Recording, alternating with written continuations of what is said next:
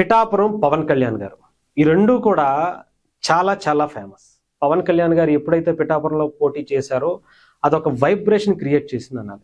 ఈ రెండు కూడా చాలా స్పెషల్. రెండు తెలుగు రాష్ట్రాలకే కాదు, యావత్ భారతదేశానికి పవన్ కళ్యాణ్ అనే ఒక నిజాయితీ పరుని చూస్తున్నటువంటి, తెలిసినటువంటి, విన్నటువంటి ప్రతి ఒక్కరికి కూడా పిఠాపురం అంటే ఏంటి, పిఠాపురంలో ఏం జరుగుతుంది, ఈవెన్ ప్రతిపక్షాల వాళ్ళు కూడా పిఠాపురంలో పవన్ కళ్యాణ్ గారు ఏం చేస్తున్నారు, ఏం చేయట్లేదు, దాని మీద ఏ రకంగా ఆయన్ని ఇది చేయాలి అని చెప్పేటువంటి కాన్సన్ట్రేషన్ కూడా ఎక్కువగా జరుగుతూ ఉంటుంది పిఠాపురం మీద.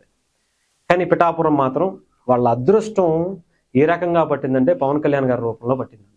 ఇంకా వాళ్ళు జీవితాంతం గుర్తుంచుకునేటువంటి వ్యక్తి, జీవితంలో వాళ్ళు చేసినటువంటి గొప్ప అదృష్టమైనటువంటి పని ఏంటి అంటే పవన్ కళ్యాణ్ గారు అనే వ్యక్తికి సంబంధించి ఓటేసి 70,000 మెజారిటీతో ఆయన్ని గెలిపించి అసెంబ్లీకి పంపించారు, డిప్యూటీ సీఎం చేశారు, అనేక శాఖలకు సంబంధించినటువంటి మంత్రిని చేశారు.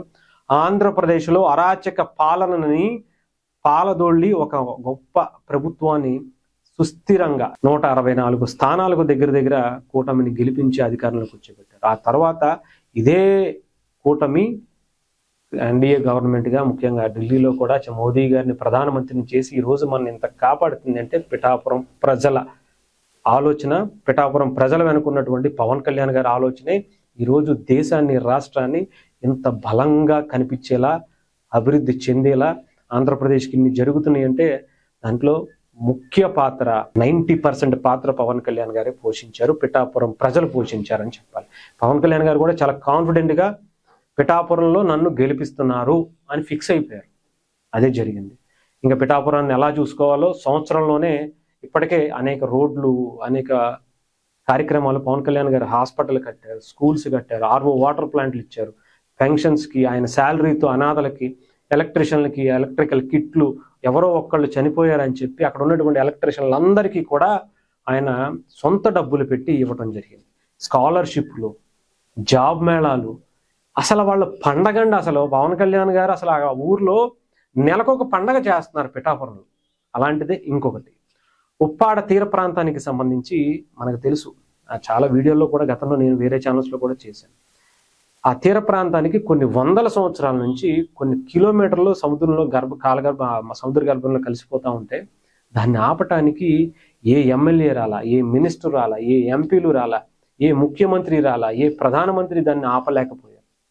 కానీ పవన్ కళ్యాణ్ గారు వచ్చిన తర్వాత మొట్టమొదటిసారి ఆ సమస్యకు ఒక శాశ్వత పరిష్కారాన్ని ఏర్పాటు చేయాలని గత ప్రభుత్వాలు ఏం చేశాయంటే సముద్రంలో కలిసిపోయిందా, సరేరా అక్కడ ఇల్లు ఇస్తా, ఇంకో చోటకు వెళ్ళు, ఇదిగో 10,000 తీసుకో అని చెప్పిందే కానీ అక్కడే ఉండండి, మీరు అదే ప్లేసు, మీరు పుట్టింది అక్కడే మీరు జీవించాలి అని చెప్పి పవన్ కళ్యాణ్ గారు అడ్డుగోడ వేయటానికి దాదాపు 320 నుంచి 30 కోట్ల రూపాయలు ఖర్చు అవుతుందంటే కేంద్ర ప్రభుత్వాన్ని ఒప్పించి దాన్ని కూడా శాంక్షన్ చేయించుకున్నారు. అంతటితో వదిలేలా ఉప్పాడ తీర ప్రాంతంలో ఉండేటువంటి ఆ మత్స్యకారుల యువత అంతగా వాళ్ళ స్కిల్స్ చూసి పవన్ కళ్యాణ్ గారి గతంలోనే చాలా ముచ్చట పడ్డారు. అలాంటి వాళ్ళకి ఏం చేశారంటే ఒక్కసారి చదువుతా వినపడ్డాయి. ఉప్పాడ మత్స్యకారులకు భద్రత, భరోసా, 100 రోజుల ప్రణాళిక అమలుకు రోడ్డు మ్యాప్ కూడా పెట్టుకున్నారు ఆయన. అలాగే తీర ప్రాంతాల్లో ప్రత్యేకమైనటువంటి రక్షణ చర్యలు ఏర్పాటు చేశారు. ఆ వాళ్ళు కావచ్చు, అలాగే మిగతా ఎవరన్నా మన దేశం వైపు, మన భూమి వైపు రావటానికంటే శత్రు దేశాల వాళ్ళు దాని మీద కూడా. అలాగే తమిళనాడు, కేరళలోని టూరిజం పై అధ్యయనం చేసి స్పీడ్ బోట్ కావచ్చు, స్కూబా డ్రైవింగ్ కావచ్చు, ఇలాంటివన్నీ కూడా మన యువతకి, మత్స్యకార యువతకి, అంటే సముద్రంతోనే వాళ్ళు జీవించేటువంటి చిన్నప్పటి నుంచి దాంట్లోనే జీవిస్తూ ఉంటారు కాబట్టి వాళ్ళకి ఒక మంచి అవకాశం. వాళ్ళ ద్వారా ఎంటర్టైన్మెంటు, టూరిజం, ఇంకొకటి అన్నీ చేయించేలాగా వాళ్ళకి ట్రైనింగ్ ఇచ్చి వాళ్ళతోనే స్కూబా డ్రైవింగు, స్పీడ్ బోట్స్ ఇవన్నీ వాళ్ళకి ఒక ఉపాధి అవకాశం. ఓన్లీ మత్స్యకార కుటుంబాలంటే చేపల వేటకి వెళ్ళి పట్టుకు రావడం ఇవి మాత్రమే కాకుండా ఇవి కూడా. అలాగే పండుగ అప్పలని చెప్పేసి అక్కడ చాలా ఫేమస్ అయినటువంటి చేపలు ఉంటాయి. దానికి విదేశాల్లో కావచ్చు, మన దేశంలో కావచ్చు ఎక్కువ రేటు పలికేటువంటి ఉంటుంది. కాకపోతే ఇప్పుడు అవి దొరకడం కష్టం అయిపోతుంది. అందుకోసమే దాదాపు 200 నాటికల్ మైళ్ళు వెళ్ళి వేట చేసుకుని రావాల్సి వస్తుంది. అక్కడ వెళ్తే తప్ప దొరకట్లే. అక్కడికి వెళ్ళి తీసుకొచ్చేటువంటి పరిస్థితి అంటే ఎక్కువ ఖర్చు అయిపోతుంది. పవన్ కళ్యాణ్ గారు వచ్చిన తర్వాత దాదాపు 50,000 పండుగప్పలకు సంబంధించినటువంటి పిల్లల్ని సముద్రంలో దగ్గరలోనే వేసి ఏదైతే పొల్యూషన్ అవుతుందో దాన్ని అంతా ఆపటానికి 100 రోజుల ప్రణాళిక ఇప్పటికే వేసుకున్నారు. దాంట్లో భాగంగానే ఇది కూడా. అంటే ఎంత ఫాస్ట్గా చేస్తున్నారనేది ఆలోచించుకోవాలి. పవన్ కళ్యాణ్ గారు ఏదో మీకు ఇచ్చేసాం కదా, కంటి తుడుపు చర్యగా ఈ రోజుకి ఈ పని అయిపోతే చాలు, వాళ్ళని హ్యాపీగా ఒక 10 రూపాయలు వేసి బటన్ నొక్కి ఒక పథకం ఇచ్చేస్తే చాలు అని ఆలోచించట్లా. పిఠాపురానికి కావచ్చు, రాష్ట్రానికి కావచ్చు. కంప్లీట్ ఇంక జీవితంలో వాళ్ళు హ్యాపీగా, సంతోషంగా వాళ్ళ కాళ్ళ మీద వాళ్ళు నిలబడితే ప్రభుత్వం ఇచ్చేటువంటి పథకాల మీద కావచ్చు, ఇంకొక దాని మీద కావచ్చు ఆధారపడకుండా వాళ్ళ జీవనంతో తిరిగి గవర్నమెంట్కే 10 రూపాయలు ఇచ్చి ఒక 10 మందికి అవకాశాలు కల్పించేలాగా, ఉద్యోగాలు ఇచ్చేలాగా, వాళ్ళగా సెల్ఫ్ ఎంప్లాయ్మెంట్ క్రియేట్ చేసుకుని ఒక ఎంటర్ప్రైనియర్స్గా తీసుకురావడం అనేది పవన్ కళ్యాణ్ గారు చేస్తున్నటువంటి పని. ఎస్పెషల్లీ పిఠాపురం ఉప్పాడకి సంబంధించినటువంటి ఆ బీచ్ రోడ్ అయితే ఎంత ఫాస్ట్గా మొన్న కొట్టుకుపోయిందంటే 10 రోజులు అవలా, కొత్త రోడ్ వేసేసారు అప్పుడే. ఎంత అద్భుతమైనటువంటి పనులు అలాంటి వ్యక్తి చేస్తుంటే, అంటే వేరే వ్యక్తి చేయలేడా అంటే డెఫినెట్గా చేయలే. మరి ఎందుకంటే ఇప్పుడు ఇన్ని 100 సంవత్సరాలు చాలా ప్రభుత్వాలు మారాయి, చాలా మంది ఎమ్మెల్యేలు వచ్చారు, చాలా మంది మంత్రులు వచ్చారు, ఎంపీలు వచ్చారు, ఇంకేముంది డిప్యూటీ సీఎంలు చేసేస్తామన్నారు.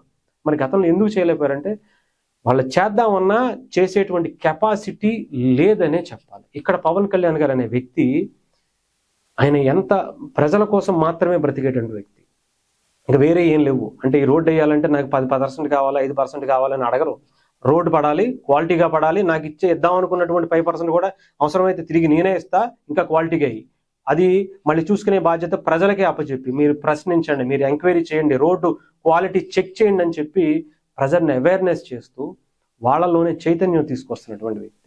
అలాంటి వ్యక్తి కాబట్టే అక్కడ ఉండేటువంటి ప్రభుత్వాలు, రాష్ట్ర ప్రభుత్వం కావచ్చు, కేంద్ర ప్రభుత్వం కావచ్చు, అలాంటి వ్యక్తి అడిగితే ఇంక ఇవ్వకపోతే ఆయన గురించి అడగడు కదా, ప్రజల గురించి మాత్రమే ఆయన జీవిస్తాడు కదా. మనం ఇవ్వకపోతే ఆయన సొంత డబ్బులు పెట్టి ఏపిచ్చేస్తాడేమో.